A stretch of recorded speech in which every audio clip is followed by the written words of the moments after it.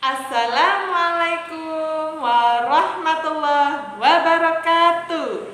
Bagaimana kabarnya anak-anak hari ini? Alhamdulillah, hari ini luar biasa. Selanjutnya, tetap semangat ya belajarnya. Meskipun di rumah, pasti bisa dan pastinya sehat walafiat. Amin. Nah, pada kesempatan kali ini kita akan belajar Al-Quran hadis. Sudah siap? Mari kita belajar bersama. Simak videonya ya. Mengenal hukum bacaan ikhfa.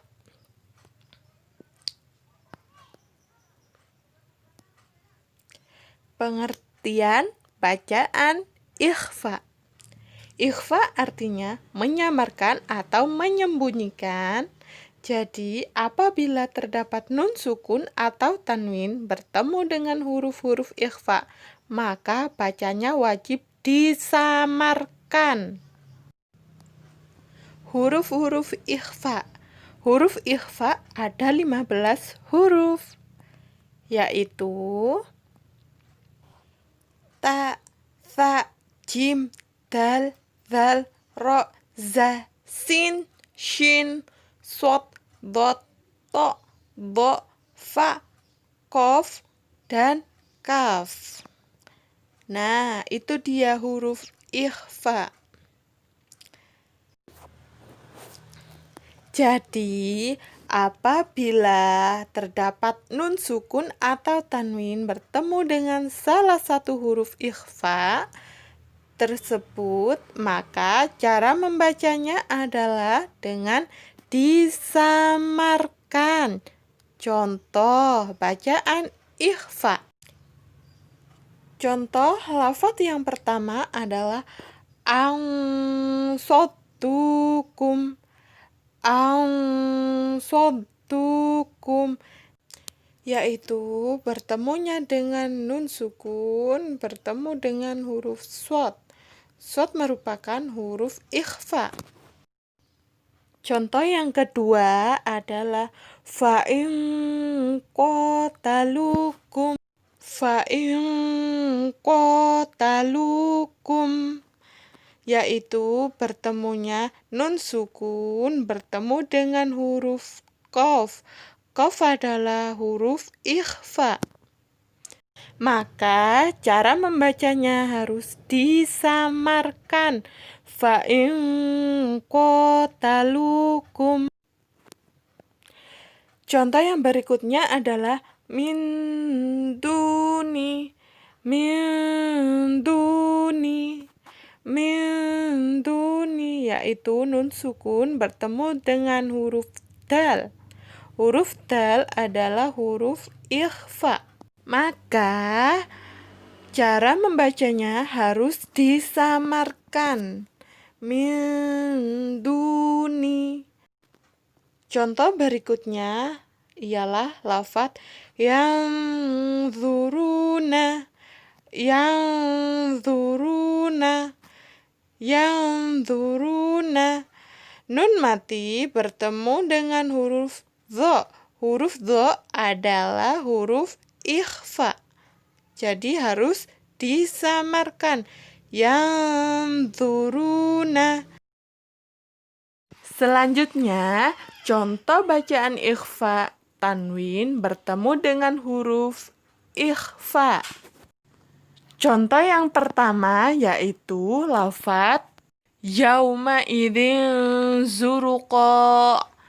Yauma idzin zuruqa, yaitu bertemunya dengan kasroh tanwin bertemu dengan za. Za adalah huruf ikhfa. Maka cara membacanya harus disamarkan. Contoh yang berikutnya adalah itu lafaz fasobrun jamil. Fasobrun jamil, yaitu bertemunya dhammah tanwin bertemu dengan huruf jim. Huruf jim adalah huruf ikhfa.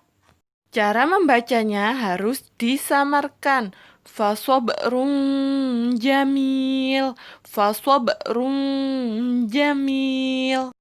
Dan yang contoh selanjutnya adalah fi yaumin kana, fi yaumin kana, yaitu bertemunya dengan kasroh tanwin bertemu dengan huruf kaf. Kaf adalah huruf ikhfa. Maka harus disamarkan cara membacanya.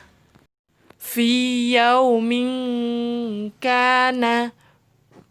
Contoh yang selanjutnya lagi yaitu terdapat pada lafaz qaulan sadidan. Qaulan sadidan, yaitu bertemunya dengan fathah tanwin bertemu dengan huruf sin.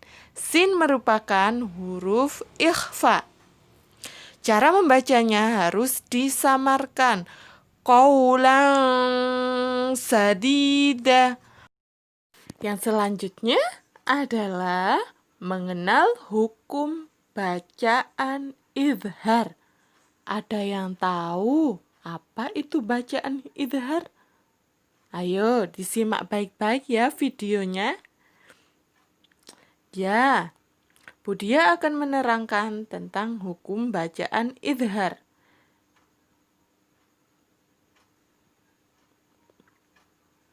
Pengertian bacaan izhar, yaitu izhar menurut bahasa adalah menerangkan, sedangkan menurut istilah adalah mengeluarkan huruf dari tempat keluarnya tanpa mendengung. Adapun huruf izhar ada 6, yaitu hamzah, ha, ha, kha, ain, dan ghin. Itu tadi huruf izhar. Jadi, apabila terdapat nun mati atau tanwin bertemu dengan salah satu huruf izhar tersebut, maka wajib dibaca jelas. Nah, dari sini sudah paham?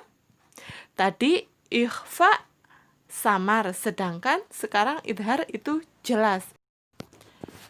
Contoh yang pertama adalah di sini Budia ambil pada lafaz man amana. Nah, man amana.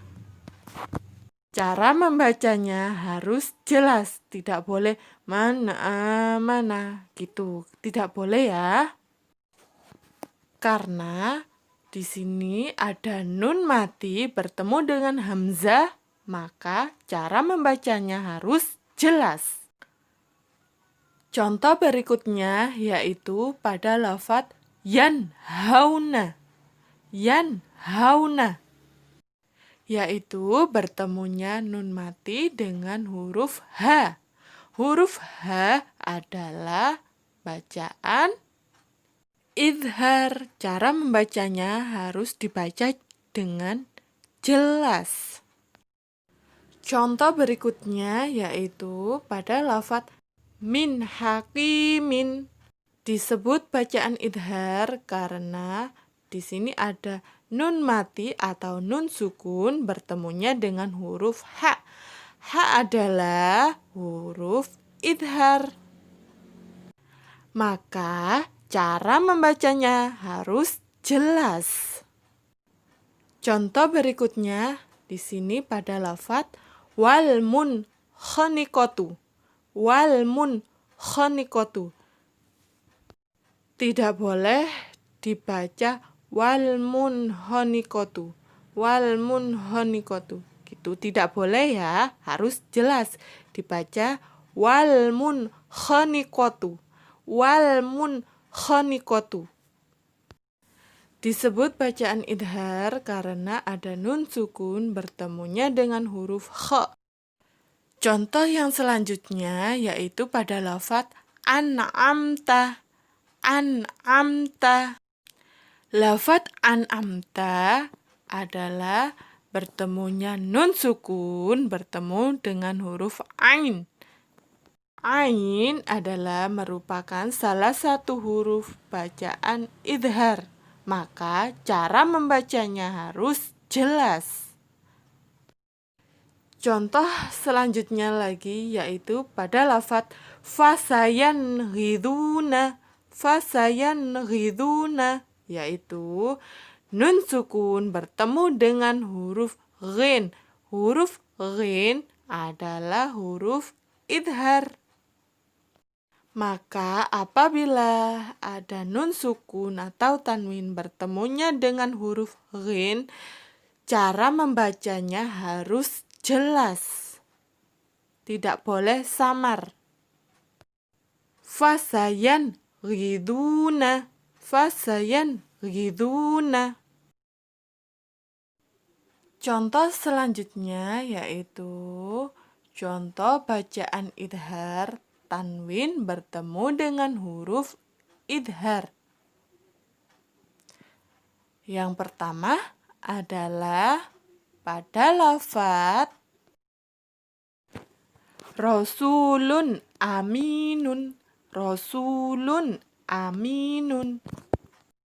Lafaz Rasulun aminun adalah bertemunya huruf dhamma tanwin bertemunya dengan huruf hamzah.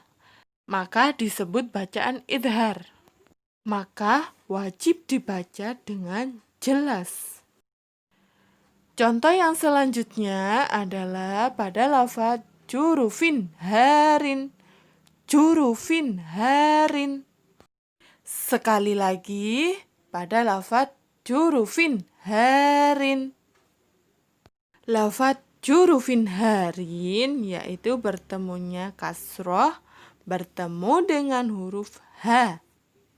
Tanwin bertemu dengan huruf H, maka disebut bacaan idhar. Maka wajib dibaca jelas. Contoh berikutnya lagi yaitu ada pada lafaz alimun hakimun. Alimun hakimun. Yaitu bertemunya dengan dhamma tanwin bertemu dengan huruf H. Ha merupakan salah satu huruf idhar, maka cara membacanya harus jelas. Alimun hakimun. Alimun hakimun. Contoh selanjutnya yaitu qaumun khosimuna. Qaumun khosimuna. Yaitu bertemunya dhamma tanwin bertemu dengan huruf kh, maka cara membacanya harus jelas. Gak boleh samar. Qaumun khosimuna itu gak boleh ya, harus jelas. Contoh selanjutnya yaitu terdapat pada lafaz haqiqun ala. Haqiqun ala.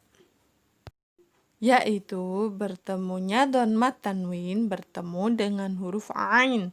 Huruf ain adalah huruf idhar. Contoh selanjutnya lagi pada lafaz wa rabbun ghafurun. Wa rabbun ghafurun. Yaitu bertemunya dhamma tanwin bertemu dengan huruf ghin. Huruf ghin adalah salah satu huruf idhar, maka harus dibaca dengan jelas. Tidak boleh dibaca samar. Warobun ghafuru. Nah, gitu tidak boleh. Cara membacanya harus jelas. Kalau gitu, Budia akhiri. Wassalamualaikum warahmatullahi wabarakatuh.